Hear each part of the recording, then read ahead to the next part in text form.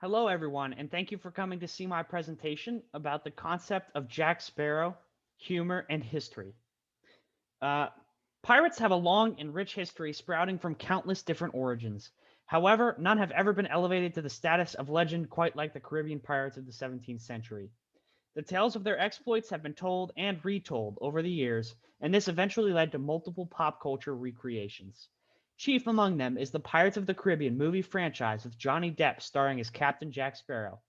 Whilst the plots of these movies are nowhere close to actual history, Jack Sparrow still represents, through humor, many of the primary ideals that circulated the public during the golden age of pirates. These values can still provide a great amount of meaning in modern times if we let them.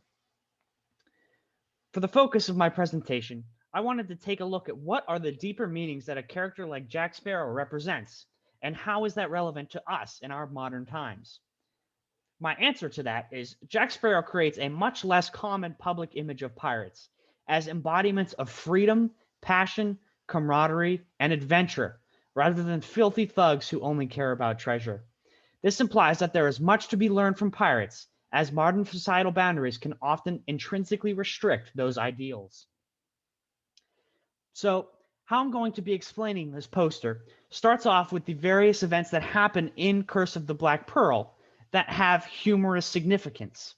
And then I'll follow up with moments of historical importance that can be linked together through incongruity theory, which is the humor study that I will explain further on. So, starting off with the humorous events, we will be referencing the first appearance of Jack Sparrow when he is shown standing atop the mast of a ship, immediately followed by him leaping down into a small sloop that is already half sunk. Uh, of similar effect, Jack tripping and falling off the battlements. Uh, Jack Sparrow has a way of escaping bad situations. We'll bring that up as well as the incongruity presented between those who follow the law to a T and those who aren't limited by such factors.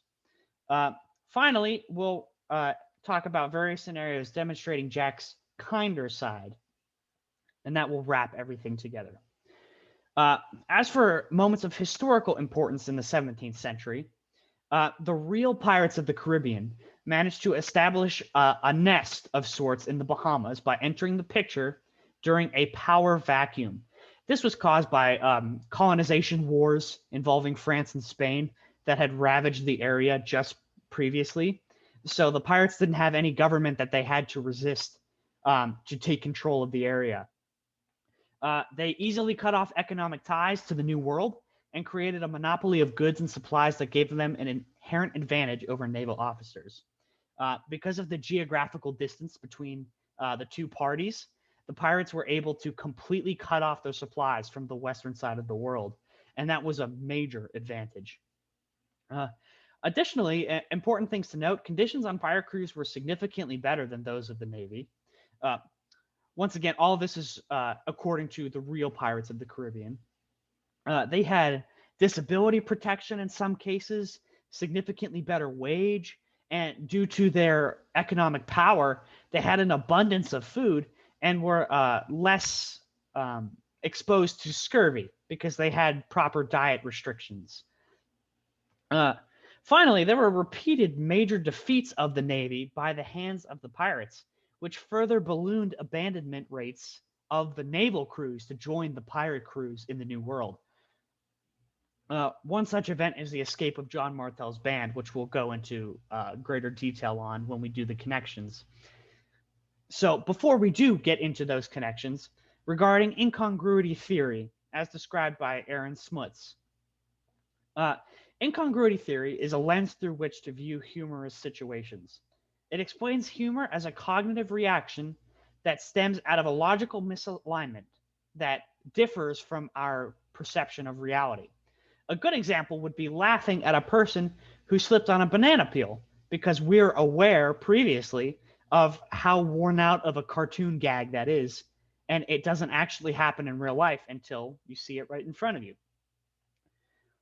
So, with that in mind, let's move into the connections between Jack Sparrow's humorous moments and the historical moments that made pirates so significant.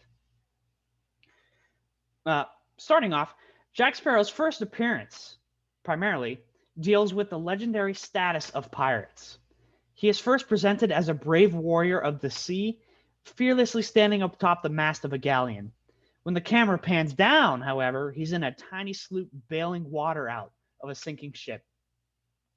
Our expectation of bloodthirsty treasure enthusiasts is immediately expelled by this silly man in a sinking ship, providing the first hint that there is more to any one person than the title that they live under. Uh, Many pirates lived this kind of lifestyle because it was more profitable, it was healthier, as we explained before, and it was fun. They got to do what they wanted. They didn't necessarily want to end lives. So that leads into our next point. Jack finds himself in a variety of dangerous situations regarding the Navy as they chase him down, and he always finds an incredibly captivating way out. And I think this can represent many things, but the example we'll be looking at is his acrobatic escape from the Navy on the docks, or maybe his theft of the Navy's prized interceptor. In both cases, he does, he humiliates them in extreme fashion. In history, there is similar evidence of pirates frequently outwitting and escaping their pursuers, such as the escape of John Martel's band. And for a quick rundown of what happened in that event, one of the most legendary pirate hunters of all time managed to trap John Martel's pirate group within a cove with a warship. Their only way out was through the cove. So the pirate captain, John Martel, came up with a brilliant strategy. He set the lower decks of his own warship on fire and had it sail out with slaves manning it straight towards that warship that was blocking them in. So by the time it reached them, it was almost entirely in flames. And in order to avoid it, because of the restricted nature of the cove, they had to run ashore so they couldn't chase. John Martel's group either escaped into the forest of the island or on sloops off the edge. And so even in a situation where they seemed totally caught, they managed to slip away somehow. And Captain Jack Sparrow is seen doing this in the movies. This retelling of history highlights the importance of attempting to do the unthinkable, despite what others may say, no matter how low the odds. It is hilarious to see naval officers just totally fumble their duties because they're supposed to be the poster boys of efficiency, which is an incongruous representation. As such, it makes us as viewers want to avoid a more restrictive lifestyle because we don't want to be ridiculed like those men were. That was my second point. Moving on to the next, another interesting viewpoint is one provided by the stark character differences of Will Turner and Jack. Will Turner, a blacksmith, believes so strongly in the established rules that he will follow them exactly. Jack, on the other hand, is not bound by such morals and therefore defeats Will with ease in a very comedic duel.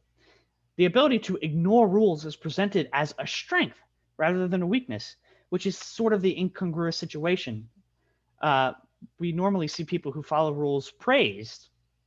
And this also happens to bring up a much larger topic as to why pirates existed in history. Occupations reflect the needs of the times, and pirates serve to rebel against the current conditions imposed on them by the governments in the East. Jack Sparrow serves as an extension of this idea, a man who has escaped the confines of his oppressors and is all the better for it. This is a very unique take and totally different from what modern society would have us believe. Finally, we see Jack Sparrow's softer side quite frequently. Despite his harsh portrayals at times, he always displays concerns for the people he knows. He wraps up all the previous points up into the package of an inherently good person by showing his kind heart.